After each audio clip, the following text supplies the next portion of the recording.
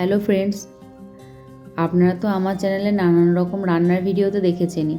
আজকে আমার first blog video, এটা দেখুন কেমন হয়েছে। যদি আপনাদের ভালো লাগে তাহলে একটু পাশে থাকবেন, কমেন্ট করে জানাবেন যে কেমন হলো। তো যাই হোক, আজকে ছিল ধনতেরাসের দিন, তাই আমি এটা ভিডিওটা শ্যুট করছি। তো দেখুন, ধনতেরাসের জন্য পুরোটা নিরামিষ খাই, তাই এটার জন্য আজকে বানিয়ে নিয়েছি আলুর দম। এটা পুরো নিরামিষ। আপনারা যদি এই আলুর দমের রেসিপিটা পেতে চান তাহলে আমার এই চ্যানেলে যে শর্ট ভিডিও আছে সেখানে আপনি পেয়ে যাবেন। আমি লিঙ্কটাও শেয়ার করে রাখবো। তো যাই হোক, আলুগুলো সিদ্ধ হয়ে গেছে। এরপরে আমি এটাকে নামিয়ে নেব একটু। তো দেখুন কতটা গাঢ় হয়েছে পরিমাণে। আর আলুর দম হলে তার সঙ্গে তো লুচি লাগবেই। তো যাই হোক আমি লুচিটা করে নিচ্ছি। আমি সবসময় রুল ময়দার লুচি করারই চেষ্টা করি, কেন আটার লুচি আমার খেতে খুব একটা ভালো লাগে না। তো আমি একে একে সমস্ত লুচিগুলোকে পরপর আমি ছেঁকে নেব।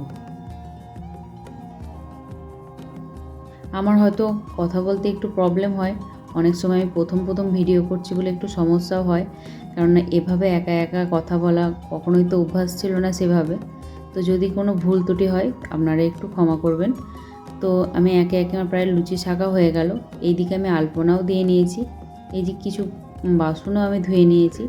যেহেতু কলকাতায় ভাড়া বাড়িতে থাকি, তাই সেরকমভাবে জোগাড় করা হয়ে ওঠে না, তাই যেটুকু হয় সেটুকুই আমি করেছি। এই যে দেখুন 13টা প্রদীপ লাগে, 13টা প্রদীপ সাজিয়ে নিয়েছি। তারপর বাকি যে জিনিসপত্র লাগে সব সাজিয়ে নিয়েছি। এই যে পুজোটাও আমার হয়ে গেছে। পুজোর ভিডিওটা আপনাদের সাথে শেয়ার করতে পারিনি, কারণ সেটা আমার করা হয়ে ওঠেনি ভিডিওটা। পুজোটা হয়ে যাওয়ার পর দেখুন কতটা সুন্দর লাগছে ঠাকুরগুলোকে দেখতে।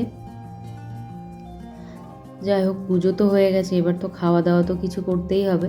তাই জন্য লুচি আলুর দম, যেটা তো আপনারা আগেই দেখে নিয়েছেন যে লুচি আলুর দম বানিয়েছিলাম। আলুর দমটা দেখুন কতটা দেখতে ভালো লাগছে, এটা খেতেও খুব ভালো হয়েছিল। আর এই যে গাঢ় গাঢ় করে ছোলার ডাল, এটাও সম্পূর্ণ নিরামিষ ছিল। আর ছিল এর সাথে বেগুন ভাজা। বেগুন ভাজাতে লুচি আমার খুবই ভালো লাগে খেতে। আপনারাও যদি কেউ না খেয়ে থাকেন একটু খেয়ে দেখবেন, খুব ভালো লাগে। আর এই যে আমি এটা সার্ভ করে দিচ্ছি, তার জন্য একটু প্লেটে নিয়ে নিয়েছি একটা বাটির মধ্যে দিয়ে দিলাম ছোলার ডাল। এরপর আর একটা বাটি নিয়ে আমি নিয়ে নিচ্ছি আলুর দম।